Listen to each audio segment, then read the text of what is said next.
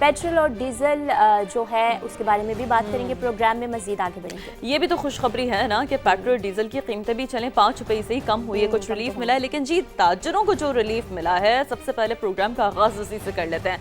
सिंध और पंजाब वाले खुलकर शॉपिंग करें, क्योंकि रिलीफ सिर्फ ताजरों को नहीं हमें भी मिला है कैथरीन। जिनको शॉपिंग पे जाना है, पहले तो एक हम महदूद होते थे ना 8 बजे से पहले मार्केट तक जाना है, तो जो भी पंजाब और सिंध में रह रहे हैं, दोनों सूबों में मार्केटों के औकात कार की पाबंदी अब नाजरीन खत्म कर दी गई है। ताजरों के लिए भी ईद से पहले एक बड़ी खुशखबरी तो है। ये जाहिर है हमें सबसे ज्यादा देखा जाए तो ताजर बड़े नाखुश थे इस फैसले से कि हमारे पास बहुत कम मार्जिन होता है, इतनी खरीदारी नहीं हो रही। अब रात 8 बजे के बाद भी दुकानें खुली रहेंगी। सूबाई हुकूमतों की जानिब से बाज़ाब्ता नोटिफिकेशन जारी कर दिया गया है। लॉकडाउन के खात्मे पर अमल दरामद फौरी होगा। वफाकी हुकूमत की बचत पॉलिसी के तहत लॉकडाउन लगाया गया था। आपको ये याद दिला देते हैं कि लॉकडाउन की वजह थी क्या। अब खैबर पख्तूनख्वा के गवर्नर ने भी वज़ीर आला सुहेल आफरीदी को लॉकडाउन में नरमी की तजवीज़ दे दी है, क्योंकि अभी तक जो ये फैसला हुआ है ना कैथरीन, ये सिंध और पंजाब को लेकर हुआ है। केपी में जो गवर्नर है उन्होंने ये तजवीज़ दी है और वज़ीर आला सुहेल आफरीदी ने गवर्नर फैसल करीम कुंडी की तजावीज़ से इत्तफाक किया है। ज़ाहिर है मौका तो यही है ना कि आप जितना रिलीफ दे सकते हैं ताजरों को तो दें, ताकि फिर मार्केट जितना ज़्यादा टाइम के लिए खुली रहेंगी उस हवाले से फिर लोग भी शॉपिंग कर सकेंगे। बिल्कुल, लोग शॉपिंग कर सकेंगे। और इसी के साथ अब पेट्रोलियम मसनूआत के बारे में भी बात कर लेते हैं अपने नाज़रीन। थोड़ी मोटिवेशन शॉपिंग की यहाँ से और मिल गई है, क्योंकि 5 रुपए से कम तो हुआ है। पेट्रोल ज़रूरी है ना, शॉपिंग आपने करनी है तो उसके लिए पेट्रोल तो ज़रूरी है। तो पेट्रोलियम मसनूआत की कीमतों में बड़े इजाफे के बाद मामूली रिलीफ देखा गया है। हुकूमत ने पेट्रोल और हाई स्पीड डीजल 5 रुपए फी लीटर सस्ता कर दिया है। पेट्रोलियम डिवीजन से जारी नोटिफिकेशन के मुताबिक पेट्रोल 409 रुपए 78 पैसे फी लीटर में दस्तयाब होगा, जबकि हाई स्पीड डीजल की कीमत 409 रुपए 58 पैसे फी लीटर मुकर्रर की गई है। तो ये हल्का सा रिलीफ है जो आवाम को दिया गया है। और कहीं पर हल्के से रिलीफ अवाम ने भी हल्के फुल्के रद्द-ए-अमल का तो इजहार किया है। तो अवाम ने पेट्रोल की कीमत में 5 रुपए फी लीटर कमी नाकाफी करार दी है। जाहिर है अवाम तो समझते हैं ना कि आप 15 रुपए बढ़ा दें और 5 रुपए कम कर दें, तो फिर ये तो नाइंसाफी है। But obviously we could always expect some more relief. अवाम ये कह रहे हैं कि इजाफा 50 रुपए फी लीटर किया जाता है और कम किया जाता है तो बस 5 रुपए, 50 वर्सेस 5। लेट्स सी कि उनका क्या कहना है, सुनते हैं। 100 रुपये ज़्यादा कर देते हैं, बाद में 5 रुपये कम करने का कोई फ़ायदा नहीं है, वो भी ना करें। हमारा खून निचोड़ना और कुछ नहीं बचा, बस हाँ जिंदा दफन कर दें और क्या बचता है। महंगा ज़्यादा करते हैं, सस्ता कम होता है। ठीक है, रेट का फ़ायदा ऐसे कोई नहीं है। 5 रुपये तो बहुत ज़्यादा कम से कम 50 रुपये 100 रुपये सस्ता होना चाहिए पेट्रोल। अच्छा जनाब, तो पेट्रोल और डीजल की कीमतें तो कम हुई है। वफाकी हुकूमत ने मिट्टी के तेल की कीमत में भी 7 रुपए 23 पैसे फी लीटर कमी कर दी है। ओगरा ने कीमतों में कमी का नोटिफिकेशन अब जारी कर दिया है। नई कीमत 311.73 रुपए फी लीटर हो गई है। चलिए ये भी एक बहुत अच्छी खबर है। यानी कि अब पेट्रोल डीजल के बाद अब जो मिट्टी का तेल है उसकी कीमतें भी कम हुई है और मिट्टी के तेल की कीमत थोड़ी ज्यादा कम हुई है, which is good. I think ये एक बहुत अच्छा रिलीफ है। ज़ाहिर है जैसे कि इससे पहले भी अवाम यही बात कर रहे थे ना कैथरीन के थोड़ा ज़्यादा रिलीफ हो रहे होते हैं। एंड लेट्स सी कि आगे अवाम को और मज़ीद क्या रिलीफ मिलता है।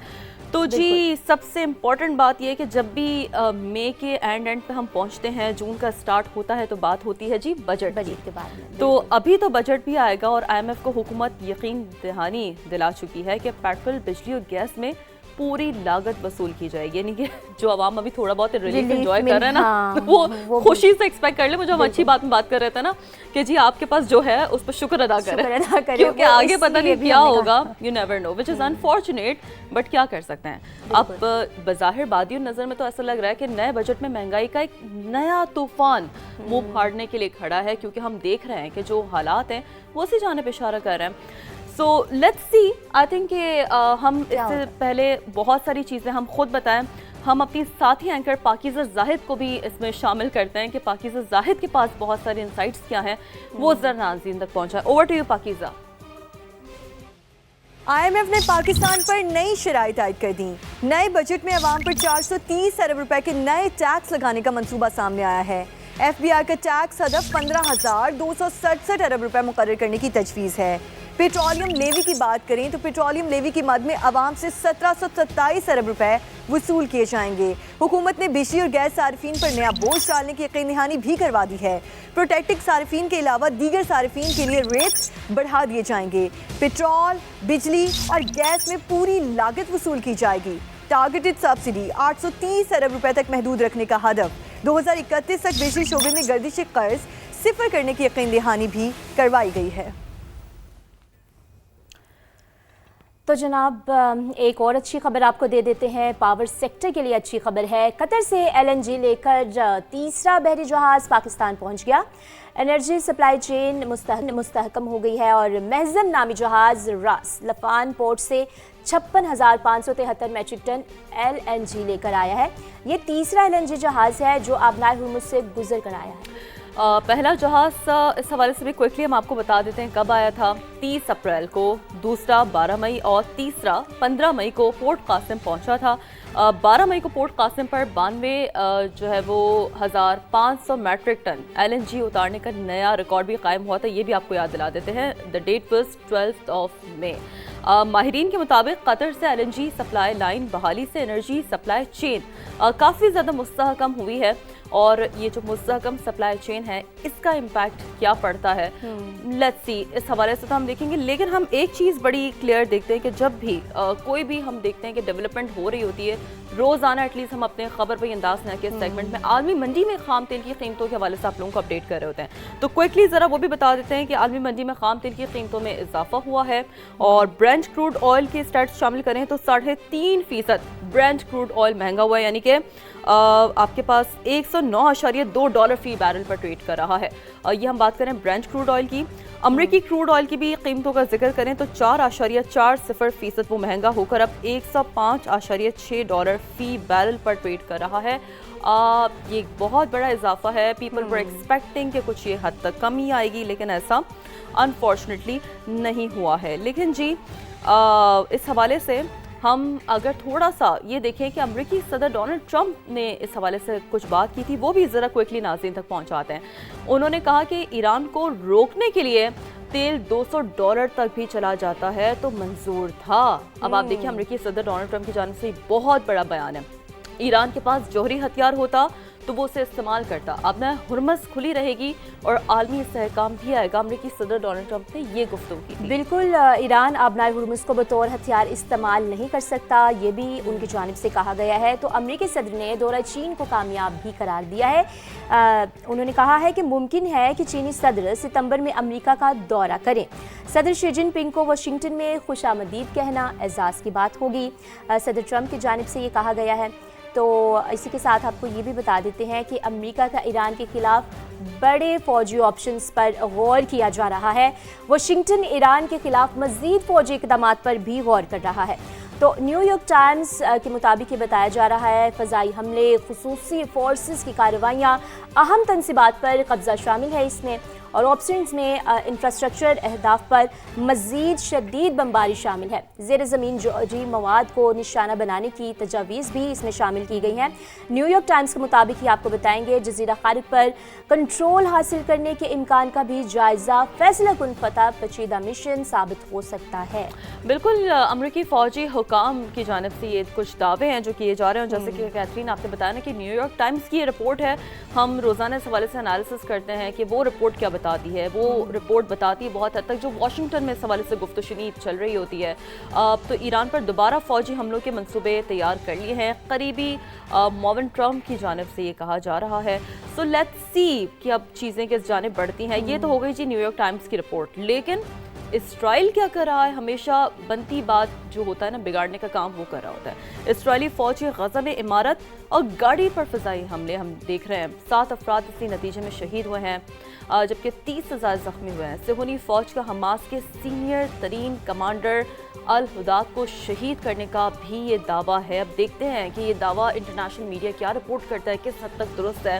इसराइल के लबनान में भी हमले जारी हैं, 7 अफराद शहीद हुए हैं और वाशिंगटन में लेबनान और इसराइल के दरमियान मुज़ाकरात में 45 रोज़ की तौसी पर भी इत्तेफाक कर लिया गया है। तो ये तो एक बहरहाल डेवलपमेंट तो है। अब नाउ लेट्स सी कि चीज़ें मामलात किस जानिब बढ़ती हैं, क्योंकि सारा कुछ जुड़ा है जी मशरिक़ वस्ता में। जब तक हम नहीं तो जनाब अब बात कर लेते हैं कोकेन क्वीन अनमोल उर्फ पिंकी के बारे में, जो कि नई पेशरफ्त हुई है और बड़ी पेशरफ्त हुई है। केसेस में नेटवर्क से जुड़े मुल्जिमान के फरार का रास्ता बंद हो चुका है। 4 किरदारों के नाम सफरी पाबंदियों की फहरिस्त में शामिल कर दिए गए हैं। बिल्कुल ऐसे ही है। मुनशात डीलर के साबिक शोरों यानी कि राना नासिर और राना अकरम के नाम PNIL में डाल दिए गए हैं। ये ECL की ही तरह की एक और लिस्ट होती है, और जो कि इस नेटवर्क को मजीद इसमें जो डेवलपमेंट सामने आ रही है, हम देख सकते हैं कि हर गुजरते दिन के साथ कुछ ना कुछ इस केस में सामने आ रहा है। एक रिपोर्ट दिखाते हैं और देखते हैं कि इसमें क्या कुछ इस केस में फर्दर चीजें हैं।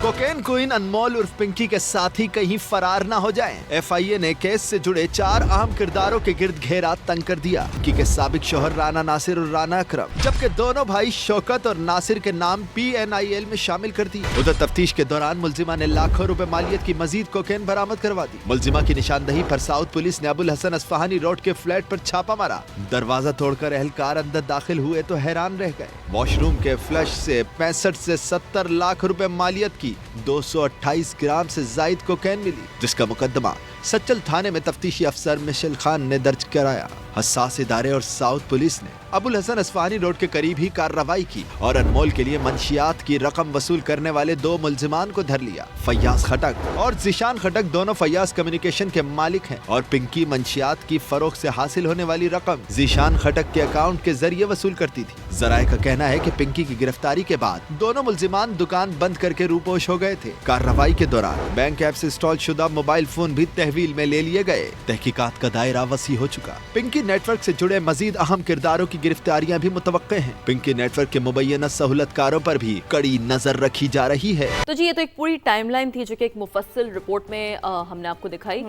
लेकिन क्विकली आप लोगों को ये भी बता देते हैं, कराची पुलिस ने अनमोल उर्फ पिंकी का क्रिमिनल रिकॉर्ड पंजाब पुलिस से तलब कर लिया। ज़रा एक इंटरकनेक्टेड ये पूरा नेटवर्क है ना। DIG साउथ ने पंजाब पुलिस को बासाख्ता खत इरसाल कर दिया है और पुलिस हुकाम के मुताबिक अनमोल उर्फ पिंकी को हाई प्रोफाइल और आदी मुल्जिमा करार दिया गया है। बिल्कुल, पंजाब में मतलूब होने की सूरत में फौरी कानूनी कार्रवाई की दरख्वास्त की गई है और पिंकी के खिलाफ मनशियात, असलहा और दीगर मुकदमात का हवाला भी खत में शामिल किया गया है। पंजाब पुलिस से मुल्जिमा का मुकम्मल क्रिमिनल रिकॉर्ड शेयर करने की इस्तदा भी की गई है। DIG साउथ सैयद असद रजा की जानिब से खत जारी किया गया है। अनमोल उर्फ पिंकी के मुख्तलिफ मुकदमात की तफसीलात भी मरासले में शामिल की गई हैं।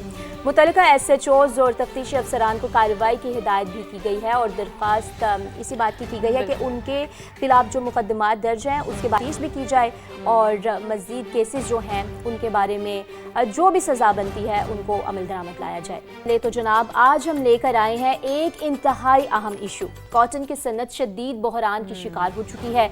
कपास की इंडस्ट्री को एक बार फिर संगीन चैलेंजेस का सामना है जो मुल्क की नाकिस ज़राई और सनती पॉलिसीज़ को बेनकाब करता है। बिल्कुल ऐसा ही है। ये आपने दुरुस्त कहा कि जो ज़राई पॉलिसी है, जो सनती पॉलिसी, ये दोनों का मवाज़ना है ना। एग्रीकल्चरली भी आपने मामलात को देखना है कि वहाँ पर क्या प्रॉब्लम्स आ रहे हैं, वहाँ क्या चैलेंजेस आ रहे हैं।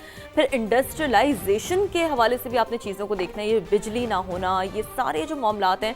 खैर खबर वही अंदाज है कि टीम ने एक प्रॉपर मुफस्सिल इस हवाले से इस इशू को हाईलाइट करने के लिए बहुत ज़्यादा कंटेंट तैयार किया है। आप तक पहुँचाते हैं कि मुल्क में ये जो तेज़ी से कम होती कपास की पैदावार है ना, उससे सबसे ज़्यादा टेक्सटाइल इंडस्ट्री बहुत ज़्यादा मुतासर हो रही है। एंड एवरीबडी नो के फैसलाबाद टेक्सटाइल इंडस्ट्री का हब है। अब जब वहाँ पर हम सनतकार की हम थोड़ा सा वो उनके नज़रों से चीज़ों को देखते हैं तो सनतकार अपनी ज़रूरत का 60% तक यार्न बैरून मुल्क से दरामद करने पर मजबूर हो गए हैं। ज़ाहिर है ये इनका बेसिक चीज़ है, लेकिन अगर वो दरामद हो रहा है, जबकि सिर्फ रवा माली साल के दौरान अगर हम बात करें कपास और यार्न की दरामदात $4 अरब से भी तजावुज़ कर चुकी है। सबसे पहले तो जैसे कि हमने पहले भी कहा कि टेक्सटाइल इंडस्ट्री का हब फैसलाबाद, अब वहाँ पे आपको सबसे पहले वहाँ से रिपोर्ट दिखाते हैं। फिर मज़ीद क्या क्या इश्यूज़ हैं, एग्रीकल्चरल सेंटर क्या इश्यूज़ हैं, इंडस्ट्रियलाइजेशन के क्या इश्यूज़ हैं, सनतकारों के क्या मसाले हैं, सब पर आज तफसील से बात होगी। पहले ये रिपोर्ट देखिए।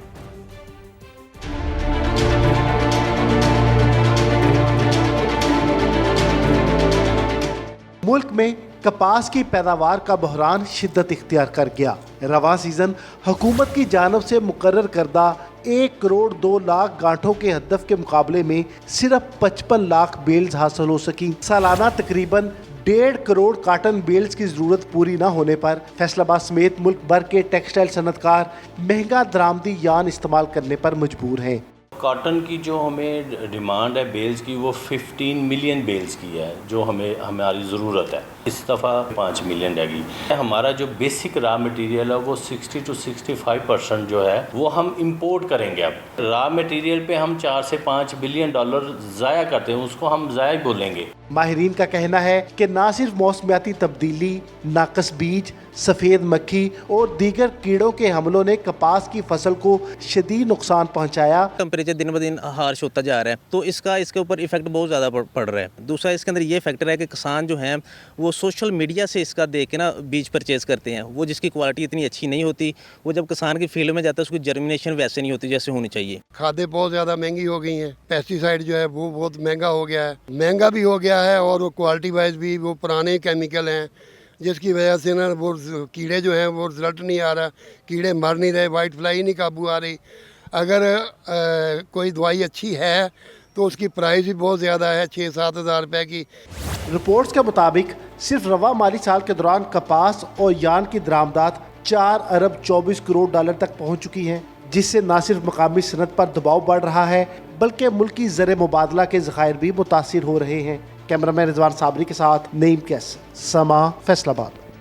तो इस रिपोर्ट में बहुत मुफस्सल तरीके से बताया गया है कि कौन कौन से इश्यूज़ का सामना करना पड़ रहा है, जिसमें महंगाई भी है और चीज़ों की क्वालिटी भी नाकिस बताई जा रही है। इसी के साथ जनाब एक और इशू जो है वो वजह बताई जा रही है, ज़राई माहिरीन मौसमियाती तब्दीली को ज़िम्मेदार ठहरा रहे हैं। कहते हैं कि क्लाइमेट चेंज की वजह से कपास के फूल का साइज़ हर सीज़न में कम होता जा रहा है, जिससे पैदावार पर असर पड़ रहा है। एक वजह ये भी है कि किसान ना सोशल मीडिया से देखकर कपास का नाक़िस बीज तो ख़रीद लेता है, जैसे कि आपने इशारा दिया ना कि ऐसे क्यों हो रहा है। होता फिर उसका ये है नतीजा कि फसल तबाह हो जाती है, क्योंकि हाफ कुक्ड इन्फॉर्मेशन आपको सोशल मीडिया दे रहा होता है। तो लेट्स सी कि इस पर किसान क्या आरा शामिल करते हैं और एक मजमूई तौर पर क्या मौक़िफ़ है। किसान जो है वो सेंसिटिव क्रॉप, ये काटन जो है ये थोड़ी सी सेंसिटिव क्रॉप है। किसान इससे शिफ्ट हो गए दूसरी क्रॉप की तरफ जो आसान क्रॉप्स हैं इसकी निस्बत। शुगर केन पे चले गए हैं, दूसरा राइस पे चले गए हैं और मेज़ पर चले गए हैं। दूसरा इसके अंदर ये फैक्टर है कि किसान जो हैं वो सोशल मीडिया से इसका देख के ना बीज परचेज़ करते हैं, वो जिसकी क्वालिटी इतनी अच्छी नहीं होती। वो जब किसान की फील्ड में जाता है उसकी जर्मिनेशन वैसे नहीं होती जैसे होनी चाहिए। जो गवर्नमेंट ने फिक्स किया वो रेट है 8500 एक मन का, किसान को तकरीबन मिल रहा है वो मार्केट में 6600 के करीब मिल रहा है, रेट मिल रहा है। जो गवर्नमेंट जो है अब इसके अंदर काफ़ी ज़्यादा इसके अंदर ना इंटरेस्ट ले रही है कि इसका काटन का किसी ना किसी तरीके से इसका रिवाइवल किया जाए, और मुख्तलिफ प्रोजेक्ट भी इसके अंदर दे रही है। ये देखना टेम्परेचर दिन ब दिन हार्श होता जा रहा है, तो इसके ऊपर इफेक्ट बहुत ज़्यादा पड़ रहा है। इसके अंदर इसका कद छोटा रह रहा है, इसके अंदर जो नंबर ऑफ बॉल्स वो कम लग रहे हैं प्लांट के ऊपर, जो बॉल्स लग रहे हैं उनका साइज़ रिड्यूस हो रहा है। जैसे वो देखें आप लास्ट टाइम जो उसका बॉल साइज़ रहा ना वो तकरीबन 250 ग्राम के करीब रहा है। जो उससे पिछले साल था वो उसका बॉल साइज़ था तकरीबन 3.5 ग्राम। वो देखें 1 ग्राम का, अगर इसके अंदर देखें 1 ग्राम पर बॉल का फ़र्क पड़ा है, तो अगर एक पौधे के ऊपर 40 बॉल लग रहे हैं तो देखें कितना वो फ़र्क पड़ रहा है। तो 1 एकड़ के अंदर जो प्लांट पॉपुलेशन होती है तकरीबन 17,500 होती है, तो आप उसको मल्टीप्लाई करके देखें कि वो कितना उसके अंदर फ़र्क पड़ रहा है। टाइमली सोइंग इसकी बहुत ज़्यादा इंपॉर्टेंट है। जैसे ही हम वीड से फ्री होते हैं साथ ही इसकी हमने सोइंग कर देनी चाहिए। जो किसान क्या करते हैं वो इसको लेट कर देते हैं, वो मई के अंदर ले जाते हैं। जैसे जैसे हम इसको लेट करते रहेंगे एक इसकी प्लांट पॉपुलेशन कम हो गई। अच्छा, अब किसानों की क्या प्रेफरेंस हो गई है, हमने वो आप तक पहुंचाया। इससे पहले हमने फैसलाबाद सबको एक प्रॉपर रिपोर्ट दिखाई थी किस तरीके से जो टेक्सटाइल इंडस्ट्री है वो मुतासर हो रही है। लेकिन सिर्फ फैसलाबाद ही नहीं जनाब, मुल्क भर में सैकड़ों फैक्ट्रीज को ताले लग चुके हैं। करोड़ों रुपए की, जिसे कहते हैं ना कि मशीनरी को समझे कि जंग लग रहा है और फैक्ट्री मालिकान दिवालिया होने के दहाने पर आ गए हैं। नईम कैसर से मज़ीद बात कर लेते हैं, क्योंकि नईम ने इस हवाले से अब ज़ाहिर ही used to be in the field, वो एक फैक्ट्री में मौजूद हैं। उनसे जान लेते हैं कि एक्चुअल मसाइल हैं क्या फैक्ट्री में। Over to you Naeem. जी देखें, फैसलाबाद में कपास की फसल पर बहरान की वजह से जिनिंग की इंडस्ट्री बहरान की जद में है, और इस सीज़न में रवा साल फैसलाबाद में मजमूई तौर पर 82 फैक्ट्रियां हैं, जिनमें से सिर्फ 8 से 10 फैक्ट्रीज जो हैं वो रवा साल चल सकी हैं। तो इसकी वजह क्या है, किस वजह से इंडस्ट्री बंद होती जा रही है, ये हम जानते हैं। जिनिंग फैक्ट्री के ओनर मेरे साथ मौजूद हैं। बुनियादी वजह तो है सीड का प्रॉब्लम है। सीड ऐसे आए हैं कि जब एक बारिश होती है तो फसल ख़राब हो जाती है।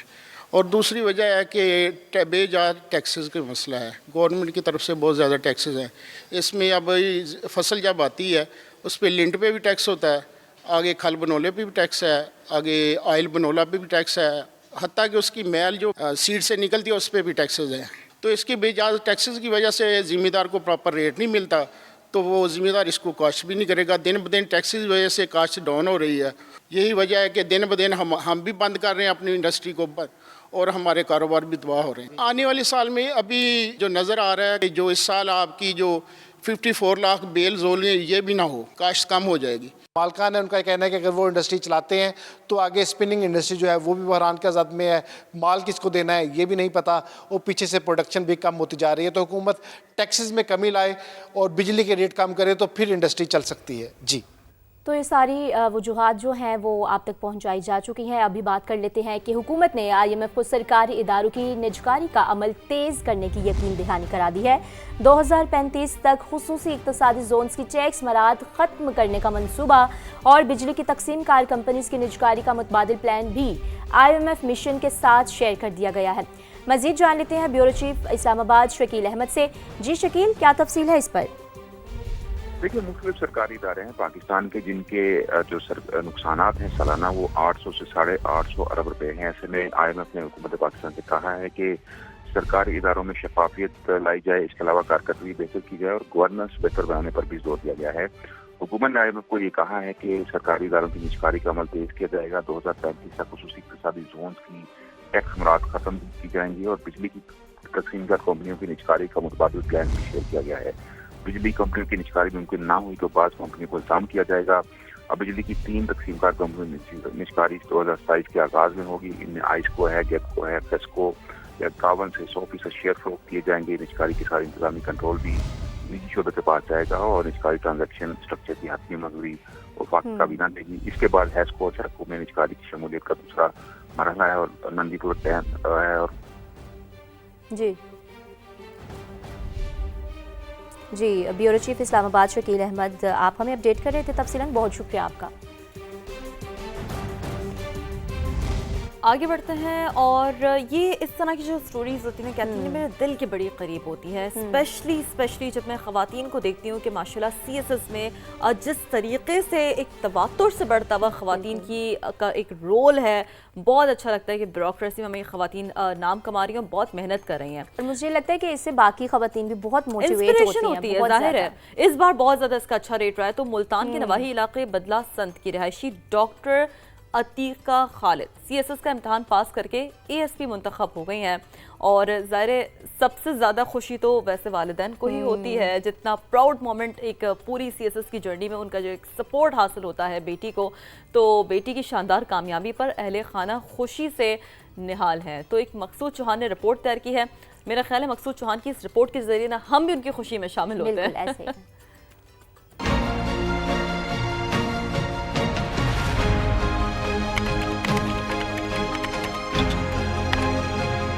मुल्तान के नवाही इलाके बुदला संत से ताल्लुक रखने वाली medical officer doctor Atika Khalid ने साबित कर दिया, अगर इरादे मजबूत हों तो कामयाबी कदम चूमती है। डॉक्टर अतीका खालिद ने CSS के इम्तिहान में नुमाया नंबर हासिल करके पुलिस फोर्स में खिदमात सरअंजाम देने का इंतखाब किया है। मैं स्पेसिफिकली अपने इलाके की पहली पुलिस ऑफिसर हूँ और मैं ये चाहती हूँ कि यहाँ पे ख़वातीन के साथ जो डोमेस्टिक वायलेंस है, ये जो बहुत सी चीज़ें हैं और सबसे इम्पॉर्टेंट जो ख़वातीन का पुलिस के ऊपर ट्रस्ट है वो बिल्ड किया जाए, ताकि उनका भी एक ट्रस्ट बिल्ड हो और वो ख़वातीन ख़ास तौर पर अपनी शिकायत दर्ज कराएं। डॉक्टर अतीका खालिद की कामयाबी ना सिर्फ उनके खानदान बल्कि पूरे इलाके के लिए फख्र है। घर में खुशी का समा है, रिश्तेदार भी मुबारकबाद दे रहे हैं। खुशी हो रही है कि हमारी बच्ची ने जो है वो CSS किया है, तो इंशाल्लाह हम दूसरे बच्चों को भी ये इनको मॉडल बना के पेश कर रहे हैं। बचपन से हमारी स्कूलिंग सब कुछ इकट्ठा रहा है। She has been an inspiration for all of us. जितनी वो मेहनत और लगन से हर काम करती हैं। वालिद को भी अपनी होनहार बेटी पर नाज है। मैं ये समझता हूँ कि बच्चे कामयाब उसी वक्त होते हैं जब उनके वालिदैन उनके साथ बच्चों को एतमाद करें और ख़ास तौर पर बच्चियाँ, और उनको बेटों की तरह ट्रीट करें। डॉक्टर अतीका खालिद की अनथक मेहनत और मुसलसल आगे बढ़ने की लगन दूसरी ख़वातीन के लिए मशले राह है। कैमरामैन अदनान सियाल के साथ मकसूद चौहान, सम्मा मुल्तान। अच्छा श्री, आपने एक बात नोटिस की, डॉक्टर अतीका के फादर ने एक बात कही थी कि जब पेरेंट्स अपने बच्चों को, अपनी बेटियों को स्पेशली सपोर्ट करते हैं तो मंजिलें उनके लिए बहुत आसान हो जाती हैं। तो हम यही चाहते हैं और यही कहेंगे आपसे कि तमाम तर पेरेंट्स, वालिदैन अपने बच्चों को, खासतौर पर बेटियों को ज़रूर सपोर्ट करें। तो अभी आगे बढ़ते हैं और आपको बता देते हैं कि बलूचिस्तान में कौमी शाहराहों की तामीर और तोसी का काम जारी है। N65 कोयटा सिब्बी जैकबाबाद कौमी शाहरा के 26 किलोमीटर हिस्से को संगलाख पहाड़ काट कर 12 मीटर चौड़ा कर दिया गया है। ढाडर के मुकाम पर मौजूद टनल भी 10 मीटर चौड़ी कर दी गई है। मजीद जान लेते हैं अपने नुमाइंदे मोहम्मद आतिफ से। आतिफ बताइएगा। जी बिल्कुल, नेशनल हाईवे अथॉरिटी की जानिब से बलूचिस्तान के मुख्तलिफ कौमी शाहराहों पर जो मुरम्मत और तामीराती काम जो है वो जारी है। इस वक्त मैं मौजूद हूँ N65 कौमी शाहरा पर, जो कोयटा सिब्बी कौमी शाहरा भी कहलाती है। ये कौमी शाहरा जो है इंतहाई अहमियत की आमिल है, इसे जो है ब्रॉड किया गया है। इस वक्त मेरे साथ जो है नेशनल हाईवे के जो है डिप्टी डायरेक्टर बसीर आगा मौजूद है, उनसे हम जानते हैं। ऑलमोस्ट हमारा प्रोजेक्ट जो है कंप्लीट है। इसमें हमने तकरीबन कम और बेश तकरीबन कोई 20 किलोमीटर का एरिया हमने इम्प्रूव किया है, जिसमें पहाड़ों की कटाई, मेजर जो वर्क था वो पहाड़ों की कटाई शामिल। पहाड़ों की कटिंग करके रोड को कुशादा किया गया है और तकरीबन अब रोड जो है वो 12 मीटर तक पहुंच चुका है। ये रोड जो है काफ़ी मेहनत के बाद और FC बलूचिस्तान और जो बलूचिस्तान गवर्नमेंट की फुल प्रूफ सिक्योरिटी के बाद जो है इस रोड को मुकम्मल किया गया है। न सिर्फ N65 कौमी शाहरा बल्कि जो बलूचिस्तान की दीगर कौमी शाहराएँ हैं उस पर भी जो है इसी तरीके से, इसी जज्बे के साथ काम जारी है। तो जनाब अब बात कर लेते हैं कुकीन क्वीन अनमोल उर्फ पिंकी के बारे में, जो कि नई पेशरफ्त हुई है और बड़ी पेशरफ्त हुई है। केसेस में नेटवर्क से जुड़े मुल्जिमान के फरार का रास्ता बंद हो चुका है। 4 किरदारों के नाम सफरी पाबंदियों की फहरिस्त में शामिल कर दिए गए हैं। बिल्कुल ऐसे ही है। मुनशात डीलर के साबिक शोरों यानी कि राना नासिर और राना अकरम के नाम PNIL में डाल दिए गए हैं। ये ECL की ही तरह की एक और लिस्ट होती है और जो कि इस नेटवर्क को मजीद इसमें जो डेवलपमेंट सामने आ रही है, हम देख सकते हैं कि हर गुजरते दिन के साथ कुछ ना कुछ इस केस में सामने आ रहा है। एक रिपोर्ट दिखाते हैं और देखते हैं कि इसमें क्या कुछ इस केस में फर्दर चीज़ें हैं।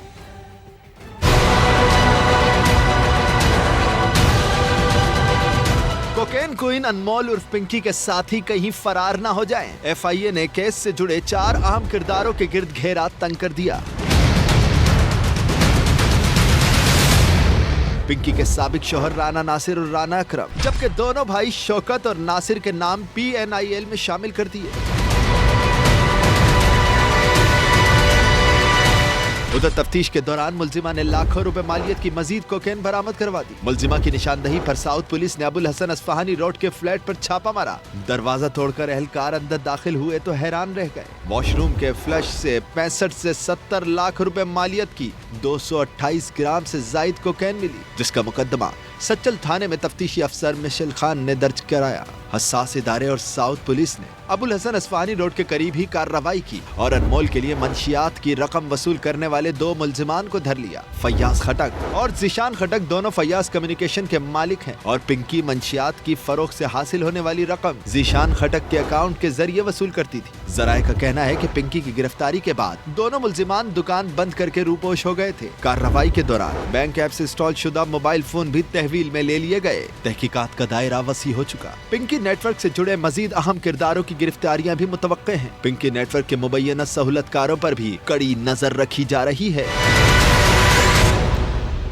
तो जी ये तो एक पूरी टाइमलाइन थी जो कि एक मुफस्सिल रिपोर्ट में हमने आपको दिखाई, लेकिन क्विकली आप लोगों को ये भी बता देते हैं कराची पुलिस ने अनमोल उर्फ पिंकी का क्रिमिनल रिकॉर्ड पंजाब पुलिस से तलब कर लिया। ज़रा एक इंटरकनेक्टेड ये पूरा नेटवर्क है ना।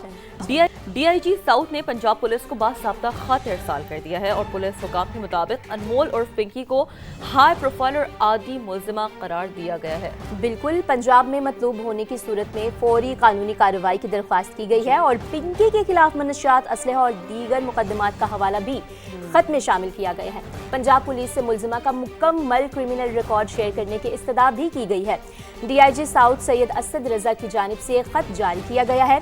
अनमोल उर्फ पिंकी के मुख्तलिफ मुकदमात की तफसीलात भी मरासले में शामिल की गई हैं।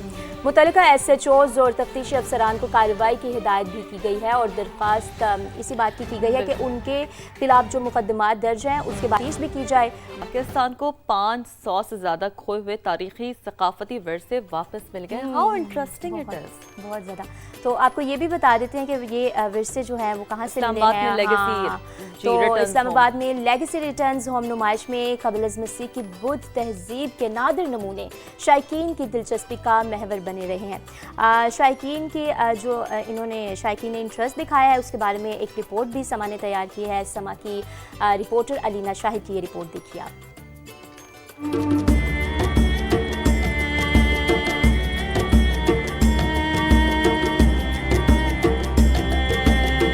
महकमा आसार कदीमा म्यूजियम इस्लामाबाद में ये खुसूसी नुमाइश आम नहीं बहुत ख़ास है कि यहाँ अमेरिका से वापस लाए गए अनमोल तारीखी नवादरात को आवाम के लिए पेश किया गया है। सदियों पुराने गंधहारा तहजीब के नवादिर, बुद्धा के मुजस्मे, नायाब सिक्के शायकीन की तवज्जो का मरकज बन गए।